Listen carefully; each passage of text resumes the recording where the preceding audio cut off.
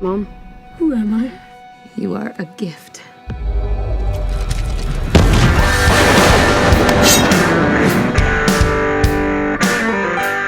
Hola amigos de Esto es Combo, yo soy el Paella y hoy me encuentro con David Yarovesky, director de BRIGHTBURN. Hello, how are you? Hi, I'm great. I'm incredibly happy to be here. This has been an amazing trip to Mexico City. I feel very lucky to be here right now. I know you feel different from other kids. Okay, don't get my hand up.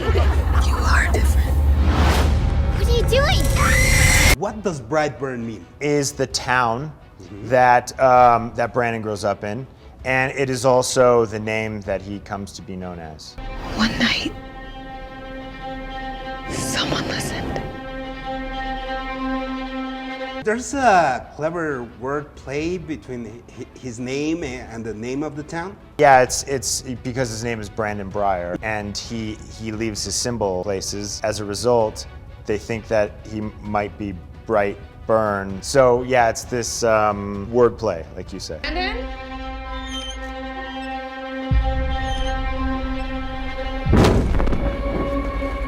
You are special. How was the process of finding the perfect Brandon Breyer? I was expecting a very difficult process. It ended up being much easier than I expected, thanks to Jackson, who was incredible. We had something like 200 tapes come in from young actors who wanted to play the role. Jackson's was the first one we all watched, and we were like blown away by him. And so while we watched other tapes, we couldn't get Jackson out of our mind, because he had that combination of both being empathetic and just this normal, cool kid, and then could turn it on and just be terrifying.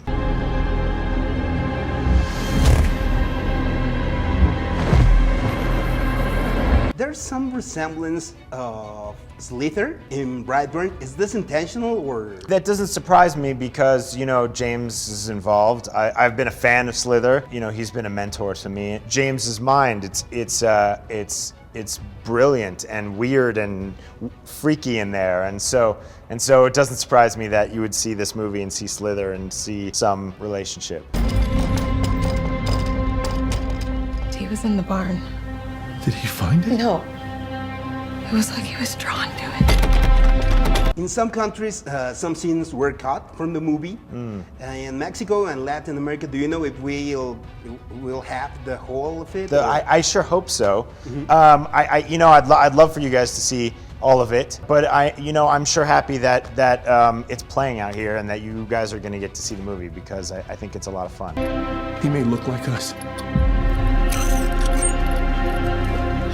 He's not like us. In the editing room, did you took some decisions that were tough? Yeah, I mean, I think all throughout the process, it's tough. Like, you have to make a deal with yourself that you're going to make the best possible version of the movie, and as a result, that could mean that a scene you like on its own is not the best for the movie. And so that happened in writing, that happened while we were shooting, and that happened in post.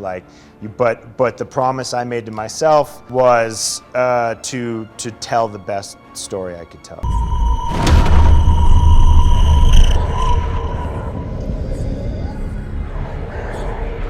How did the project begin for you? Brian and Mark wrote this really great script, and I read it and I was like, man, we can make this scary. And I went to James, who he and I have been trying to find a movie to do together for a long time. He's a mentor of mine, a very close friend of mine. I went to him, I said, I think this is like the perfect thing. James read it, was blown away. We all got in a room and just started like figuring out the movie. It was very much like a family kind of coming together. We all are very close on the movie, and so it was really a beautiful opportunity to be able to work with people that I'm so close with. I want him in handcuffs and I want him gone. Do you even know who his real mother is? I'm his real mother. Is it a great movie for a first date? It is a great movie for a first date. The thing that I tell people is that, like, it is a very reactive movie. So you cheat yourself if you don't go, like, opening weekend to a very crowded theater, bring everyone who you know that doesn't really like horror movies, trick them into coming with you. I promise you it will be a fun experience, because it is the reaction that I've seen thus far, people find it to be very scary.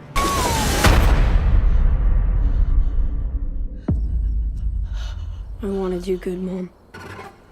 I do.